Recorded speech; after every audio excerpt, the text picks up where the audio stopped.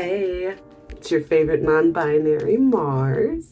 I don't know if I'm your favorite, but please don't go anywhere. All right, just stay. I just got back from my walk. It is Mental Health Awareness Month. I encourage you to get out. A walk is said to be one of the healthiest things that you can do for yourself. Go walk around the block, or be like me, put your headphones in, walk a few miles, realize you're on the other side of town, but do something for you that'll really help your mind space.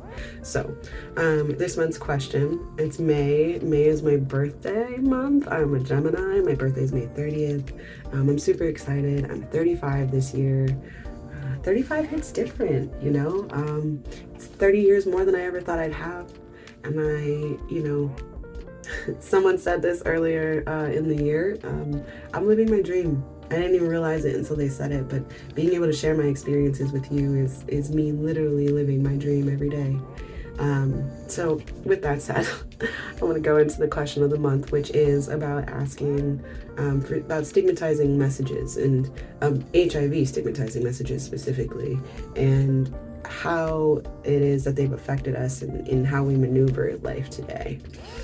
And so stigmatizing messages, I think some of the earliest that I had, having been born HIV positive, was the whole like, oh, well, you're not gonna like live, no one expected me to live past 5, past 8, past 10. So there wasn't any like life expectations or any of that. It was just like survive, just live another day, just try this, try that, maybe it'll work. That was life. And so the stigma that I faced was a lot of like people feeling bad for me because I was so sick. You know, they'd find out I had, HIV, and they'd feel bad for me. And it was just like, why are you feeling bad for me? And they're like, oh, well, you didn't get it like those other people. What, like those other people? What do you mean I didn't get it like those other people? So, I experienced language like that even just in the doctor's office, even with, friends, colleagues. Like, it's just, there's a,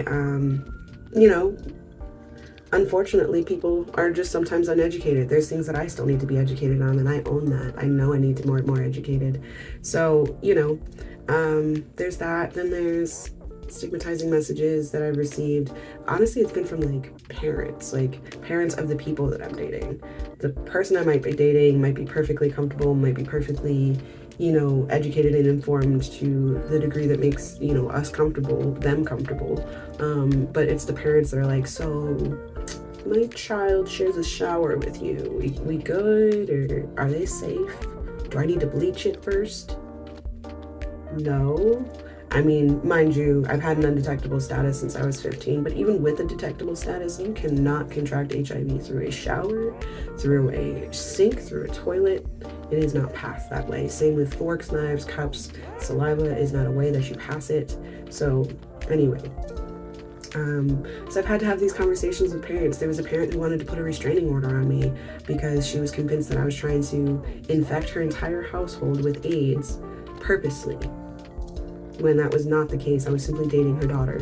Her daughter was perfectly fine with it, and she weaponized it, and it became a problem. And I was honestly the first time that it was really a problem, and that was with her. Like, she really wanted to put a restraining order on me for my status, and there was no proof, nothing to say that I would ever do that, yet alone that I could.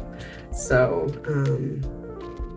another time, I think, stigmatizing messages, I honestly, I don't have too many. A lot of them are based mostly on the fact that I was born HIV positive, and that sets me apart somehow from my peers who were diagnosed with HIV in a different way, and I don't know. I don't like to compare anything. At the end of the day, we all have HIV. All of us spokesmodels, right?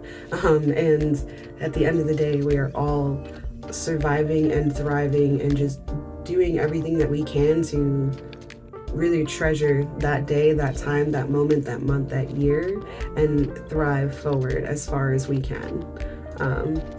So anyway, that's my take on this month's question. I hope everybody's getting out, go for a walk, walk the dog, stick your head out the window for a second, take a breath, all right? But I hope everybody has a good day, good month, good year. Good night, everybody.